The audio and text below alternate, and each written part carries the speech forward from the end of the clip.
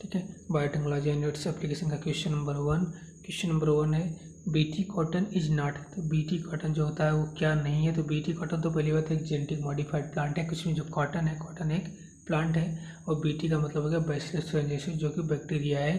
ठीक है, बैक्टीरिया। तो बीटी कॉटन एक जीएम प्लांट है। इंसेक्ट रेजिस्टेंट ऐसे भी है, तो इंसेक्ट रेजिस्टेंट के लिए बनाया ही गया है।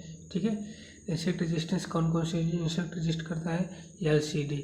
ठीक है, एलसीडी का मतलब यल से हो गया लेपिडोप्टेरस, सी से हो गया कोलियोप्टेरस, डी से हो गया डिप्टेरस। इन तीनों ऑर्डर है। इंसेक्ट जो है क्लास है। अगर हम देखें जो इनिशिएटिव में दे रखा है वो इंसेक्ट रजिस्ट दे रखा है बीटी को, मतलब बैसिलस को। अब इंसेक्ट जो हो गया वो क्लास हो गया। इसमें ऑर्डर होता है, एक ऑर्डर होता है लेपिडोप्टेरस, दूसरा होता है कोलियोप्टेरस, तीसरा होता है डिप्टेरस। लेपिडोप्टेरस में 2 ये दे रखा है, आर्मी वार्म और बड वार्म। कोलियोप्टेरस में बस एक ही दे रखा है, बेटल्स। और डिप्टेरस में 2 दे रखा है, मस्कीटो और फ्लाइज। तो इन सबको जो है ये बीटी जो होता है मतलब बैसिलस थ्यूरेंसिस का जो स्ट्रेन होता है वो किल करता है।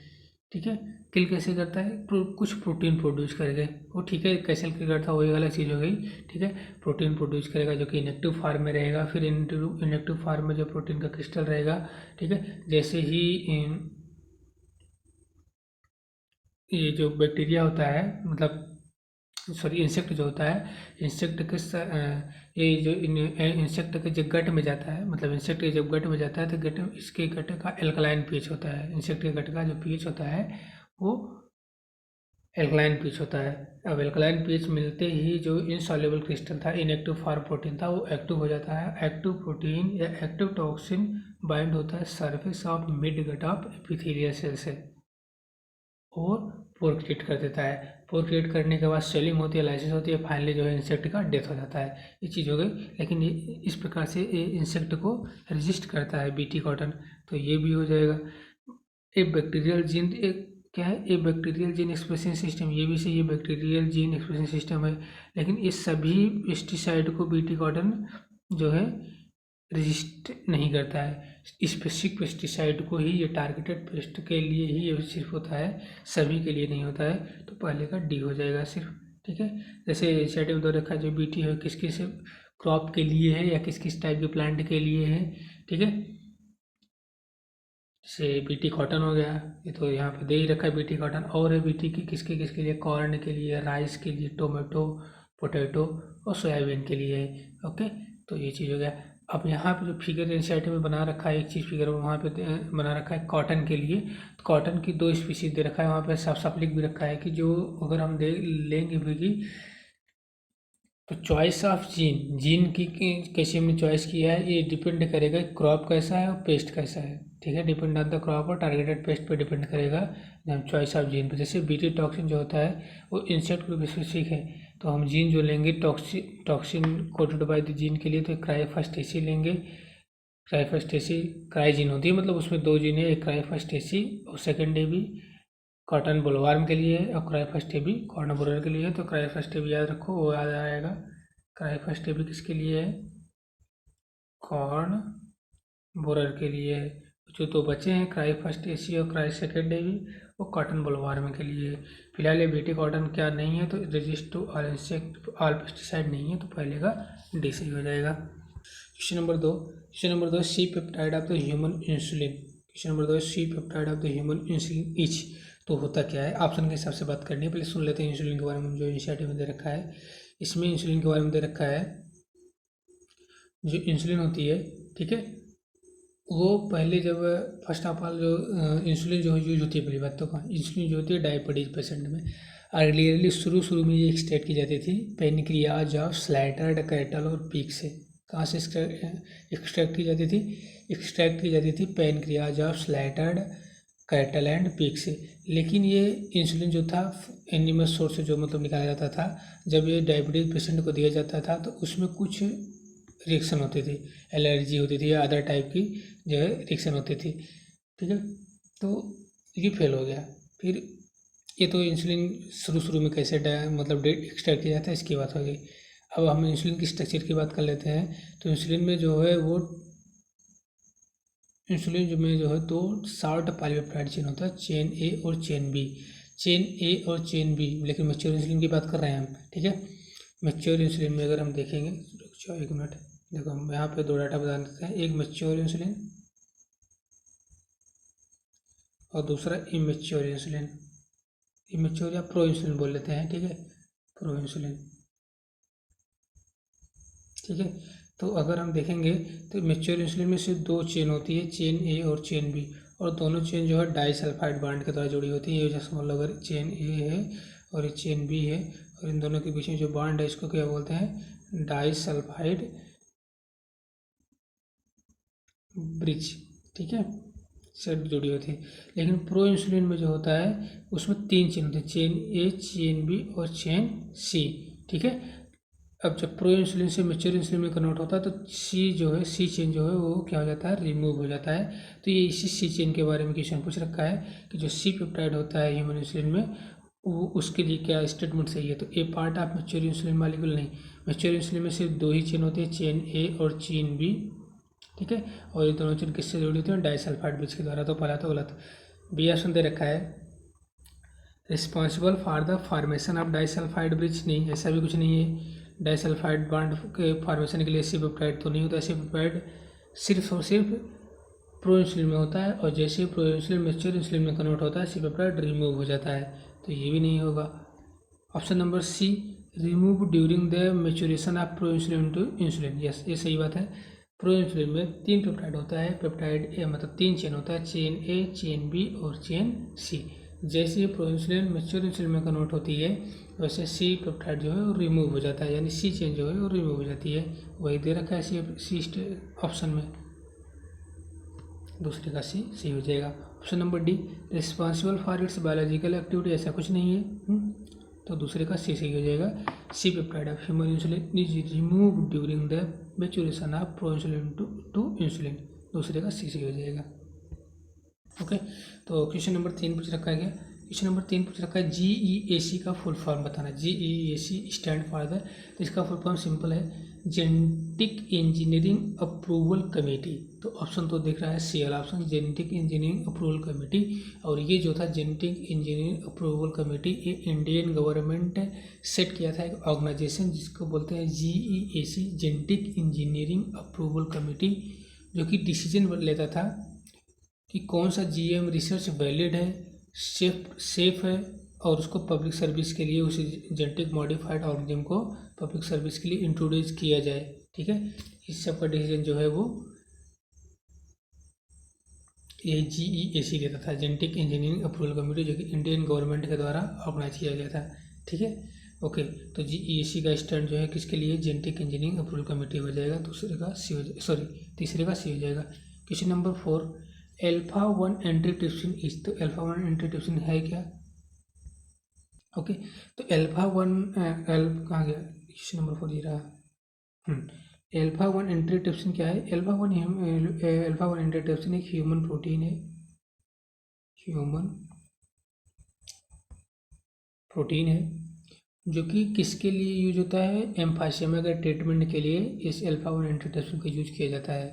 किसके लिए, एम्फाइसेमा के ट्रीटमेंट के लिए। तो 4th ऑप्शन में दे रखा है use to treat the emphysema. Alpha antitrypsin क्या है, ये ह्यूमन प्रोटीन है, ना ही एंटी एसिड है, ना ही एंजाइम है, ना ही आर्थराइटिस के ट्रीटमेंट के लिए यूज होता है। सिंपल सा एक ह्यूमन प्रोटीन है, और जो कि किसके लिए यूज होता है, यूज एम्फाइसेमा के ट्रीटमेंट के लिए यूज होता है। तो चौथे का कौन सा ऑप्शन हो जाएगा, डी ऑप्शन सही हो जाएगा। Question number 5, A probe which is a molecule used to locate the homologous sequence in a mixture of DNA और RNA molecule could be। तो देखो प्रोब जो होता है, ठीक है, प्रोब का मतलब होता है कि रेडियो एक्टिव प्रोब जो होता है वो रेडियो एक्टिव मॉलिक्यूल होता है, ठीक है, रेडियो एक्टिव मॉलिक्यूल। तो इसमें होता है, ये पूछ रखा है कि रेडियो एक्टिव मॉलिक्यूल या प्रोब जो कि मॉलिक्यूल विच इज मॉलिक्यूल सही बात है, locate homologous sequence in mixture of DNA RNA। अच्छा, DNA और RNA कैसा होना चाहिए, हाँ, जो प्रोब या रेडियो एक्टिव मॉलिक्यूल हम जिसके साथ टैग्ड करते हैं, जिस मॉलिक्यूल के साथ मतलब DNA और RNA के साथ टैग्ड करते हैं, उसका सिंगल स्टैंड होगा, डबल स्टैंड पूछ रखा है, तो वो दोनों सिंगल स्टैंड होने चाहिए। सिंगल स्टैंड DNA होना चाहिए, सिंगल स्टैंड RNA होना चाहिए। टैग्ड करते हैं इसको हम रेडियो एक्टिव मॉलिक्यूल मतलब प्रोब के साथ, फिर वो हाइब्रिडाइज होके कॉम्प्लीमेंटेड है, मतलब ठीक है वो आगे हो गया। तो ये चीज़ रहता है। तो सिंपल ये पूछ रखा है कि जो प्रूव करते हैं रेडियो एक्टिव मॉलिक्यूल को टैग्ड करते हैं डीएनए आरएनए के साथ, वो कैसा होता है, तो सिंगल स्टैंडर्ड डीएनए होता है या सिंगल स्टैंडर्ड आरएनए होता है। तो ये सिंगल स्टैंडर्ड आरएनए भी हो सकता है और सिंगल स्टैंडर्ड डीएनए भी हो सकता है, ये दोनों हो सकता है। Single standard DNA single standard RNA tagged with the probe के साथ टैग्ड करते हैं। ओके, पाँचवें का ए और बी दो ऑप्शन सही हो जाएगा। Question number 6, choose the correct option regarding the retrovirus. तो ठीक है, तो रेट्रोवायरस का जो होता है जेनेटिक मटेरियल जो होता है वो क्या होता है, सिंगल स्टैंडर्ड क्या होता है, सिंगल स्टैंडर्ड आरएनए होता है। ठीक है, ओके, तो देख लेते हैं इसमें सिंगल स्टैंडर्ड आरएनए कहाँ है, डबल स्टैंडर्ड आरएनए नहीं, सिंगल स्टैंडर्ड डीएनए ये भी नहीं हो जाएगा, एलिमिनेट भी कर सकते हैं, डीएनए वायरस ये तो कभी नहीं होगा। ऑप्शन ए देखो, आरएनए का तो ये नहीं बता रखा है कि सिंगल स्टैंडर्ड डबल, लेकिन आरएनए वायरस है, आरएनए वायरस है that synthesise DNA during the infection के दौरान रिवर्स ट्रांसक्रिप्शन करके डीएनए बनाता है। जैसे ठीक है, एचआईवी में देख लेते हैं, एचआईवी भी रेट्रोवायरस ग्रुप का ही है। ठीक है, ह्यूमन इम्यूनोडिफिशियंसी वायरस, इसमें होता क्या है, रिवर्स ट्रांसक्रिप्शन होता है, सिंगल स्टैंडर्ड आरएनए इसका जेनेटिक मटेरियल है। ठीक है, ये क्या करेगा, रिवर्स ट्रांसक्रिप्शन करके, ठीक है, सिंगल स्टैंडर्ड आरएनए से डीएनए बनाता है रिवर्स ट्रांसक्रिप्शन के द्वारा। वैसे होता है ट्रांसक्रिप्शन का, तो डीएनए से आरएनए बनता है ट्रांसक्रिप्शन में, लेकिन रिवर्स ट्रांसक्रिप्शन करके सिंगल स्टैंडर्ड आरएनए से डीएनए बनाता है। तो ये वही दे रखा है, सिंथेसाइज डीएनए ड्यूरिंग इन्फेक्शन के दौरान डीएनए बनाता है, आरएनए वायरस है ही, सिंगल स्टैंडर्ड आरएनए छठे का ए सही हो जाएगा। Question number 7, site of the production of ADA in the body. तो बॉडी में एडीए एडेनोसिन डीएमिनेज जो एंजाइम होता है ये बॉडी में बनता कहाँ है, तो ये बॉडी में लिम्फोसाइड में बनता है। सिंपल सा सातवें का बी सी हो जाएगा। एडीए जो है वो लिम्फोसाइट में बनता है, इसका प्रोडक्शन साइड है लिम्फोसाइड है, सातवें का बी। क्वेश्चन नंबर 8 क्या है, 8 पूरा का है ए प्रोटॉक्सिन इच। तो प्रोटॉक्सिन सिंपली एक इनएक्टिव टॉक्सिन होता है, बाकी कुछ नहीं होता है। तो प्रोटॉक्सिन एक इनएक्टिव टॉक्सिन होता है। जैसे हम अगर बात कर लेते हैं बीटी कॉटन की, तो बीटी कॉटन बैसिलस, तो बीटी का मतलब बैसिलस थुरिनजेंसिस हो गया। तो बैसिलस थुरिनजेंसिस में जो टॉक्सिन होता है वो इनएक्टिव टॉक्सिन होता है, तब तक इनएक्टिव रहता है वो जब तक वो इंसेक्ट के गट में नहीं चला जाता है।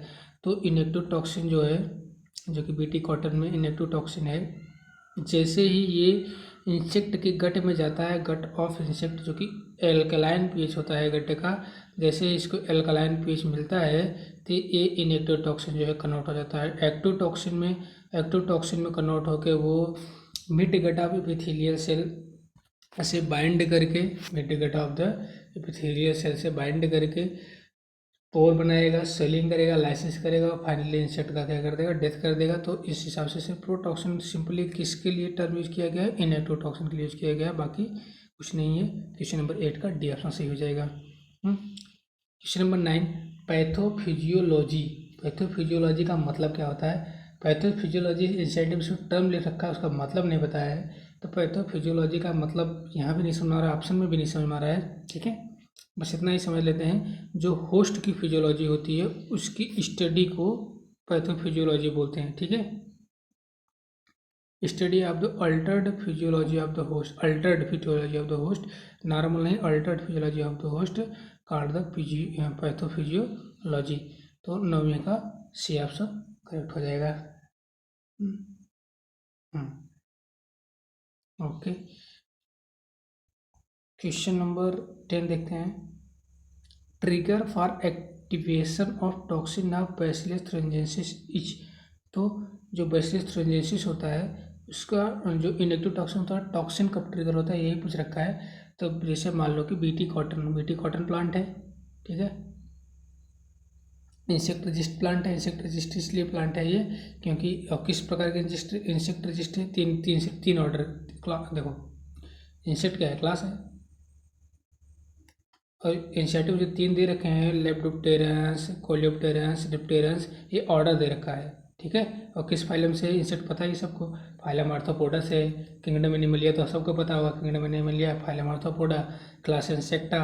ऑर्डर जो है ये दे रखा है लेपिडोप्टेरन्स, कोलियोप्टेरन्स और डिप्टेरन्स।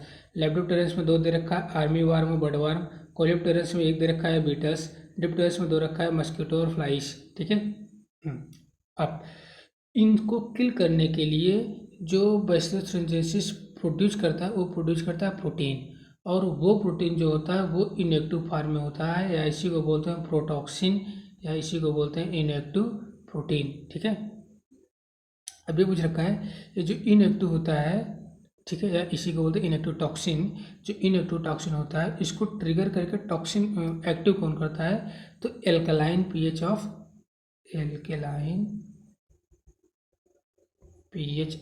गट। किसका गट, इंसेक्ट का।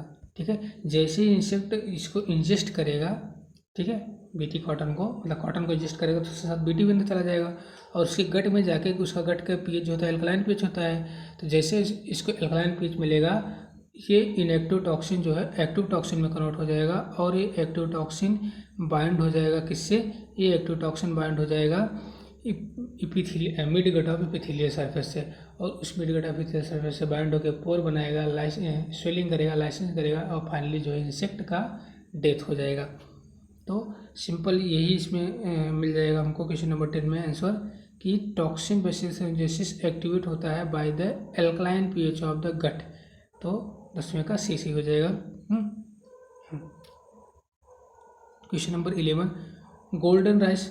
जो गोल्डन राइस था उसमें क्या था, रिच, जो उसमें बीटा कैरोटीन था। ठीक है, मेनली क्या था, बीटा कैरोटीन था। तो ये transgenic rice having gene for the beta carotene. 11 का सी हो जाएगा। Question number 12, RNA interference, RNA I in RNA I gene are silence using.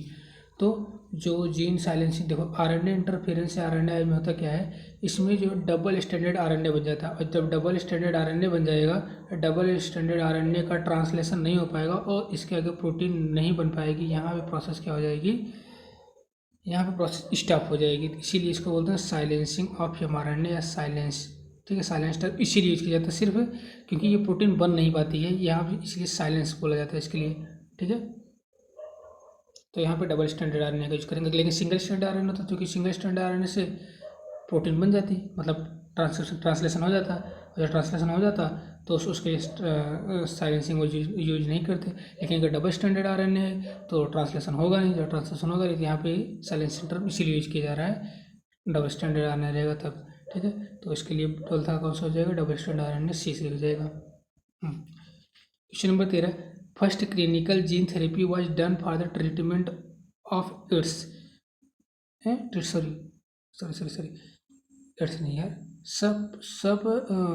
The first clinical gene therapy was done for the treatment of.